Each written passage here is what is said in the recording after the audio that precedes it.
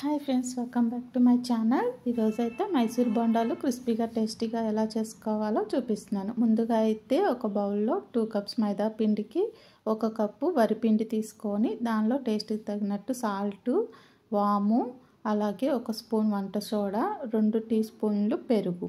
పుల్లటి పెరుగు తీసుకుంటే బాగుంటాయండి మైసూర్ బొండాలు. ఫస్ట్ అవి బాగా మిక్స్ చేసుకోవాలి. నేను చేసే స్టైల్లో అయితే వాటర్ యాడ్ చేసుకోకుండా మజ్జిగ అయితే పోసుకుంటానండి. దీని మూలనైతే మనకి బోండా లోపల నుంచి కూడా బాగా ఉడికిద్ది, అలాగే సాఫ్ట్నెస్ కూడా చాలా బాగుండిద్ది.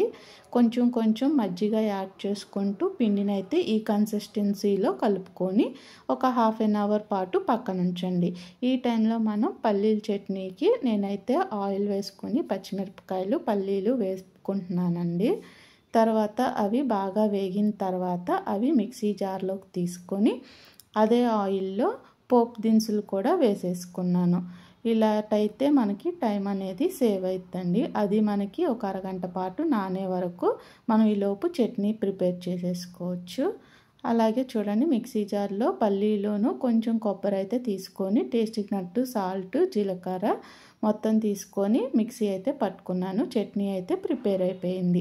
తర్వాత హాఫ్ అన్ అవర్ తర్వాత చూడండి, మనకి పిండి అయితే ఇలా ఉండిద్ది. మళ్ళీ ఒకసారి బాగా కలుపుకోవాలి.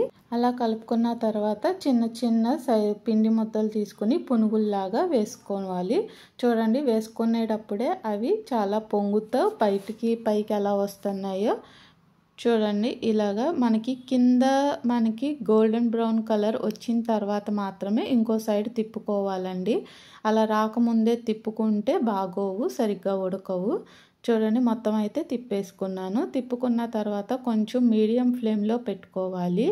హై ఫ్లేమ్లోనే పెట్టి చేస్తే లోపల అనేది బాగా ఉడకవు. మీడియం ఫ్లేమ్లో పెట్టుకొని అవి మొత్తం సేమ్ ఒకే కలర్ వచ్చేటట్టు చూసుకొని మొత్తం తీసేసుకోవాలి. ఇలా అయితే మనకి ఆయిల్ అనేది కూడా అసలు పీల్చవండి, చాలా బాగా వస్తాయి. తప్పకుండా ట్రై చేయండి. సేమ్ హోటల్స్లో లాగానే చాలా బాగుంటాయండి. నేనైతే ఇంకోసారి కూడా వేసేసుకున్నాను.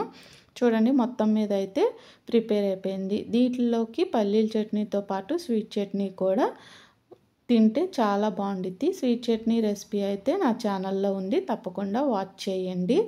కొంచెం పల్లీల చట్నీ, కొంచెం స్వీట్ చట్నీ రెండింటి కాంబినేషన్తో ఈ మైసూర్ బోండా తింటే టేస్ట్ అయితే అసలు చాలా బాగుండిద్దండి. మీరు కూడా తప్పకుండా ట్రై చేయండి.